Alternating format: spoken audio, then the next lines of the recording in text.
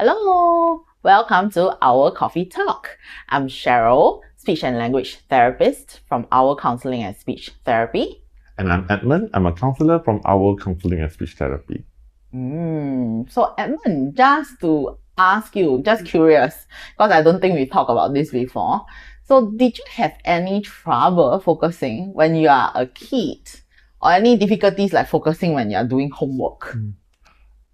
Generally, I don't think I have trouble focusing in class. But I do remember when I was younger, especially when doing homework, I like to do it in front of the TV. Oh. All right?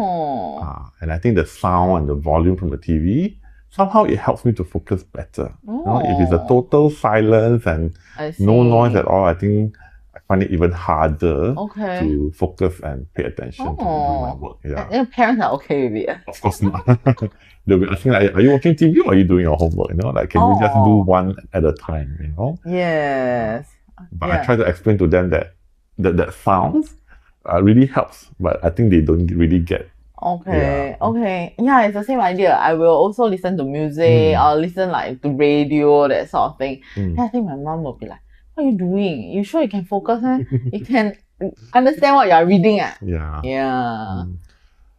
So I guess these are what we call the sensory inputs that sometimes it helps us focus better rather than distracting us, right? Yeah. Now that we are older, we understand the concept of like sensory, right? Yeah, but then when we were younger, we couldn't say these kind of things to our parents also. I think it's very common, right? Because a lot of parents, they will complain that, hey, my child is not able to focus seeing. And when they describe, they will say that, they are not able to focus because they are watching TV at the same time, or they are listening to the radio, or they were like spinning the pencils, right? Yes. Or they were shaking their legs. Yes. I think to a lot of parents, it does look like they are distracted, but in fact, these are all strategies that actually helpful for some students, maybe not for all, for some students to be able to focus and pay better attention. True.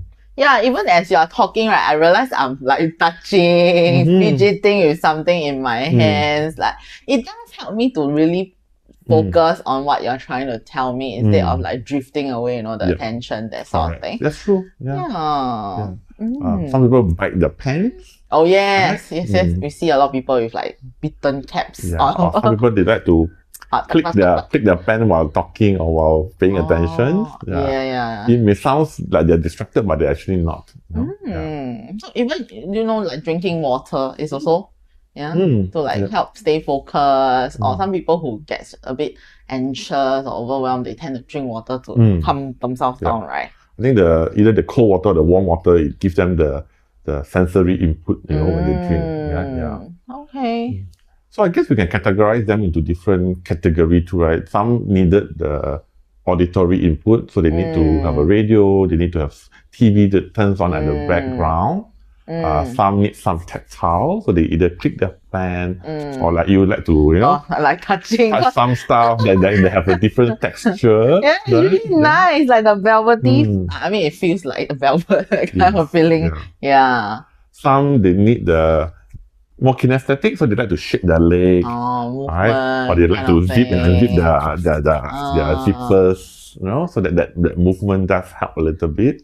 Yeah, so it's somewhat like your five senses. And then plus the two extra senses, right? Which is the vestibular, the moving kind of sensation, the proprioceptive kind of sensation also. And also a sense of deep pleasure.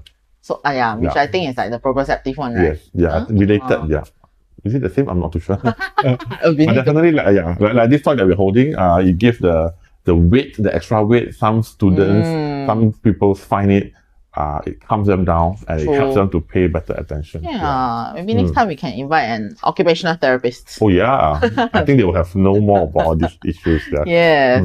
But definitely it does bring some like calming effect. But of course it's case by case. Like everybody have different sensory preferences, right? So that's why we see like maybe certain strategies do work with certain kids. So in your speech therapy, right, how is all this sensory input helps in their in their speech and language learning? Oh, that's a very good question. I think maybe it can be broken down into different aspects also. Like maybe in terms of the very common one would be like language processing. Like whether they can follow instructions also. If they're, let's say they are really not regulated, then they'll be like, huh? What are you talking about? They wouldn't be able to focus, especially in terms of like classroom instructions or even like a day-to-day conversation like I'm having with you now. Yep. If they're not focusing, they'll be like, huh? What did you just say? Can you say that one more time? Yeah, we get that very regularly with kids who So they'll be distracted. Yes, focus attention issues as well. Then also, we do see kids who have difficulties with speech clarity if they are very sensitive orally. So meaning like they are so sensitive to touch, right? They don't even want people to touch their face, or like they are extra sensitive or under sensitive, depends on the case, with the sensors inside the mouth.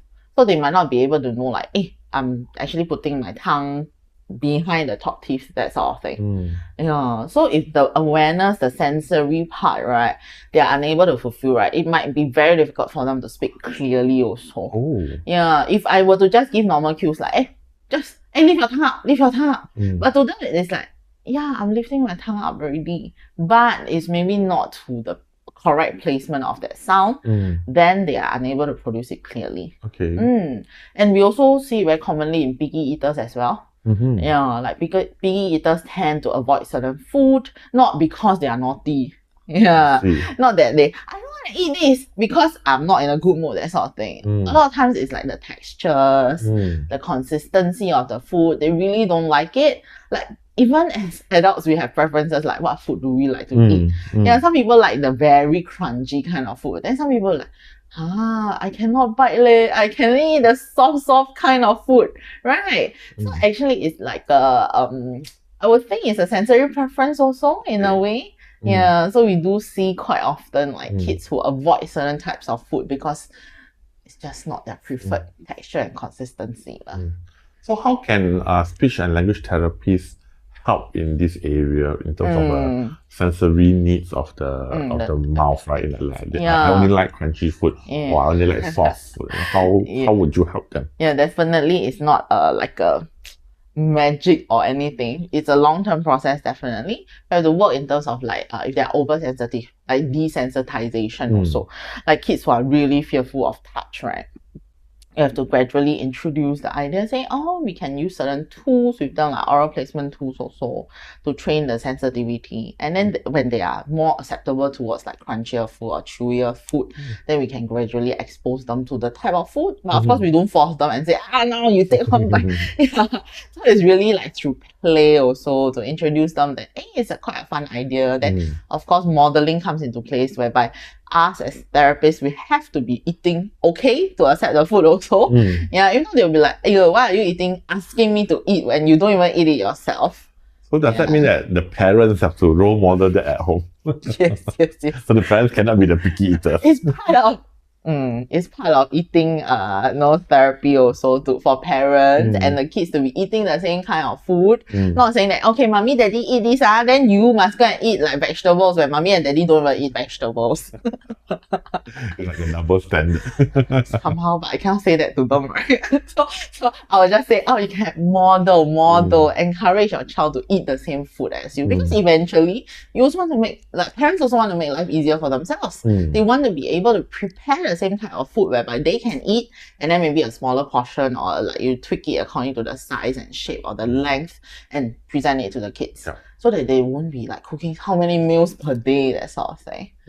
Okay. How about counselling side of things? How would sensory processing actually affect them? Is it in terms of like emotions? Usually we will rely on the five senses to help to calm people down in states. We call it grounding. We usually ask them to pay attention to things that they can hear at that moment. It's as a form of grounding, so that they don't focus too much on their feelings and emotions. Or we ask them to feel touch or feel certain texture, because that sensory input does have a calming effect. Just like children play in the sand. So I think that texture does help people to calm down. Right? So we encourage them to have like things like a very rough cloth, or like a Velcro material on hand where they can then rub against so that they can have that sensory input, and it does help to calm them down. Other things that we will do will be ask them to look at certain colors, as a form of distraction. So when I'm very nervous, I'll probably ask the client to, hey, can you look around and find me 5 things that is blue in color, And they will be looking around, or can you hear what's the noise outside the window right now? So they will pay attention to the noise. Can you touch the things? Can you feel how your body sits, how your butt is on the chair? These are all grounding techniques that we use to calm people down. That's kind of like mindfulness. Something like that. Something like that. Mm. At the same time, we also want to raise the awareness that, hey, actually a lot of people who are anxious, they do have some of these things naturally. Right? Sometimes people anxious, they like to twirl their hands. And this is just their way of coping, is to highlight to them that, hey, actually you are coping in your own way, this is a form of you helping yourself to relax, or you play with your pen when in a boring meeting. That's your way of keeping alert. That's your way of coping, right? So we want to highlight to people that there are a lot of sensory things that they can do to help them to cope. So they don't need to look for extra things, because they always have their senses with them. So it's already in the environment, in themselves, that sort of thing. At the very most, you just buy 1 or 2 such toys, to give you the extra senses. Right? Most of the time, you have all your sensory with you.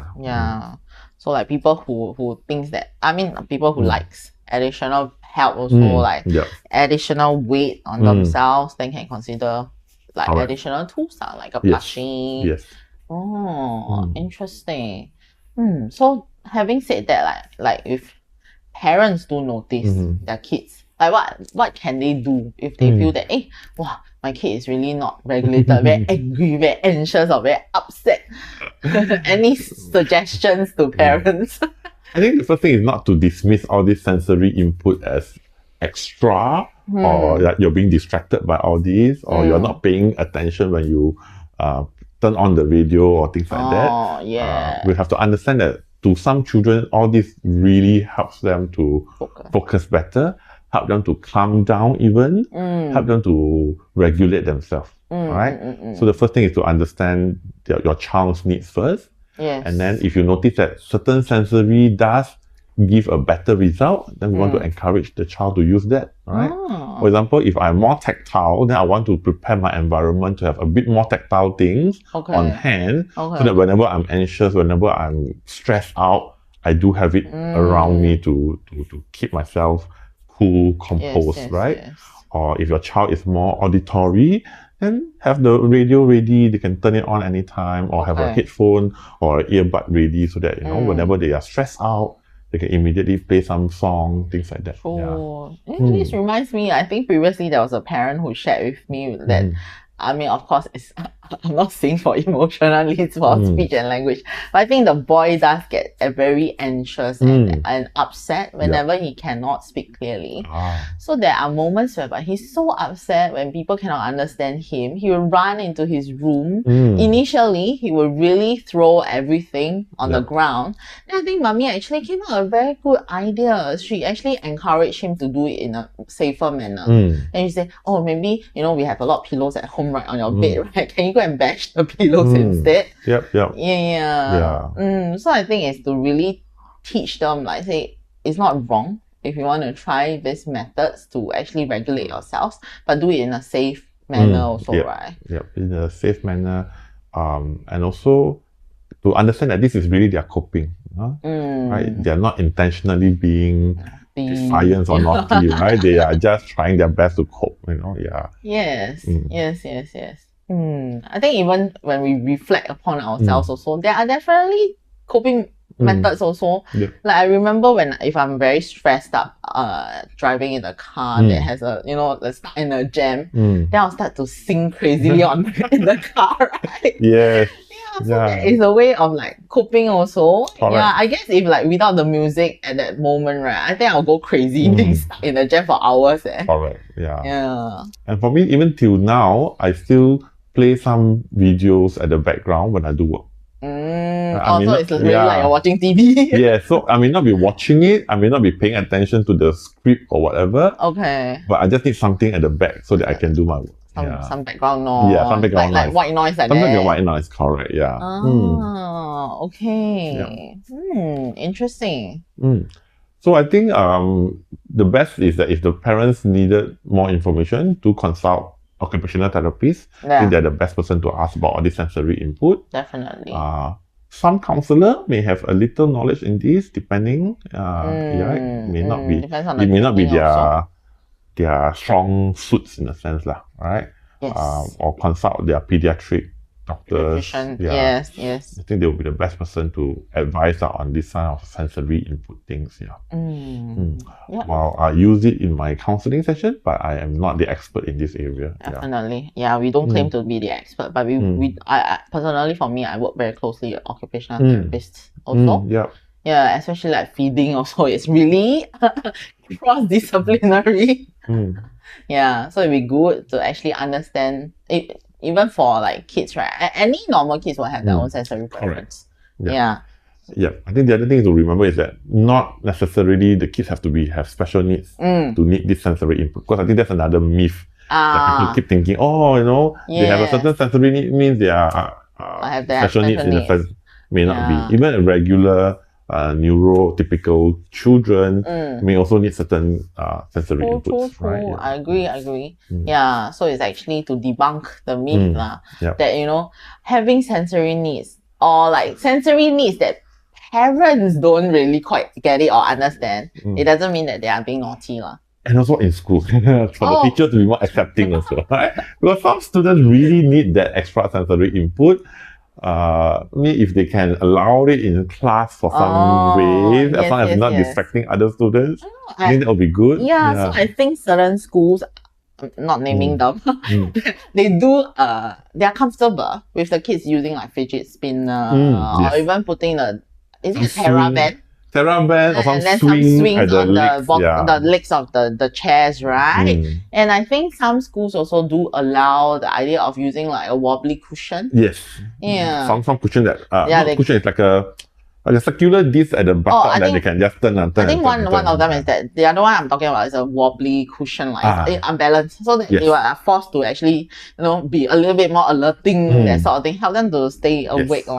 Like a gym ball, right? Like sitting on a gym ball. Some schools also adapt, like they choose for the gym ball for the kids also, whenever they are in need. Unfortunately, I think in my experience, some teachers are not very accepting of this kind of idea.